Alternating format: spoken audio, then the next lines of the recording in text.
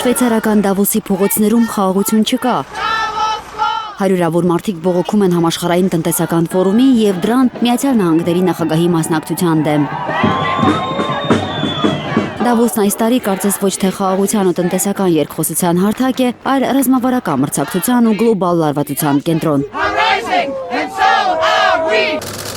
Միջազգային ուշադրության կենտրոնում է ԱՄՆ նախագահը, որը ֆորում է եկել աննախադեպ ներկայացուցչական կազմով։ Ֆորումի ամենամեծ իրադարձությունը Թրամփի ելույթը կլինի։ 56-րդ համաշխարհային տնտեսական ֆորումից, որը սովորաբար սուր անկյունները հարթելու հնարավորություններ է տալիս մեծ ու փոքր պետություններին, մեծ սպասելիքներ չունի աշխարհը, հատկապես Թրամփի վերջին աղմկահարույց գործողությունների եւ հայտարարությունների ֆոնին։ Թրամփն արդեն հասցրել է սադրել եվրոպացիներին, սոցցանցերում հրապարակելով մի լուսանկար, որով եվրոպացի առաջնորդներին ծանոթացնում է իր տարածքային ծրագրերին։ Քարտեզում Կանադան, Գրենլանդիան եւ Վենեսուելան ներկված են Միացյալ Նահանգների դրոշի գույներով։ Մինչև դա Վաշինգտոնից Գազայի խաղաղության խորհրդում ընդգրկվելու հրավերներ են ստացել աշխարհի գրեթե բոլոր առաջնորդները, անգամ Իսրայելի, Ռուսաստանի ու Չինաստանի ղեկավարները։ Պոլիտիկոն եւ Բլումբերգը հայտնում են, որ Ֆրանսիայի նախագահը մտադիր է մերժել ԱՄՆ նախագահի առաջարկը։ Ըստ տեղեկությունների, Մակրոնը մտավախություն ունի, որ նոր կառույցը կունենա լայն լիազորություններ Գազայի հատվածի անցումային կառավարումից դուրս եւ կխաթարի միավորված ազգերի կազմակերպության կառուցվածքը։ Դրանից հետո Թրամփը քննադատել է Մակրոնին եւ սպառնացել 200% մաքսատուրք սահմանել ֆրանսիական գինիների եւ շամպայնի վրա։ Մակրոնի կասկածներն ունեն նաև վերլուծաբանները։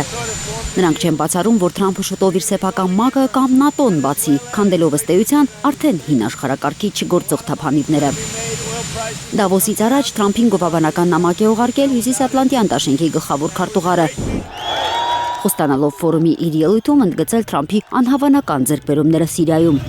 Չնայած Սիրիայում շարունակվում են Թուրքիայի հովանավորությունը վայելող կառավարական բանակի անօրինական գործողությունները փոքրամասնությունների դեմ, իսկ քուրդ զինյալների հետ մեկ օր առաջ կնքված հրադադարը ըստ Ֆրանս Պրեսի տապալվել է։ Համացանցում մի նամակ է տարածվել հասցեագրված Նորվեգիայի նախագահին։ Նամակում Թրամփը գրում է, որ այլևս պարտավորություն չունի մտածելու խաղաղության մասին, քանի որ անգամ 8 պատերազմ դադարեցնելու համար ինքը խաղաղության Նոբելյան մրցանակը չի ստացել։ Սպիտակ տան ղեկավարը Ֆրանսիայի նախագահի նամակն է հրապարակել։ Մենք լիովին համակարծիք ենք Սիրիայի հարցում։ Մենք կարող ենք մեծ բաների հասնել Իրանի հարցում, բայց ես չեմ հասկանում, թե ինչ է կանում Գրենլանդիայի հետ։ Մակրոնը Թրամփին առաջարկել է Դավոսի համաշխարհային տնտեսական ֆորումից հետո կազմակերպել G7 հանդիպում, հրավիրել Դանիայից, Ուկրաինայից, Սիրիայից եւ Ռուսաստանից ներկայացուցիչներ, կամ ընտրել Փարիզում հունվարի 22-ին։ Իր պատասխանը Թրամփը չի հրապարակել։ Գրենլանդիայի հարցում եվրոպական երկրների միավորվելու կոչ է արել Շվեդիան։ Այդ երկրի ֆինանսների նախարարը Բրյուսելում հայտարարել է. ԱՄՆ նախագահն ուզում է ստանալ Գրենլանդիան եւ որպես սպառնալիք օգտագործում է մաքսատուրքերը կամ մաքսատուրքերի բարձրացումը։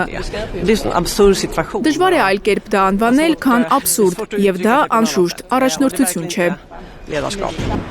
Ֆինլանդիայի նախագահն էլ Գրենլանդիայի հարցը լուծելու լավագույն միջոց համարում է ֆինական բաղնիքը։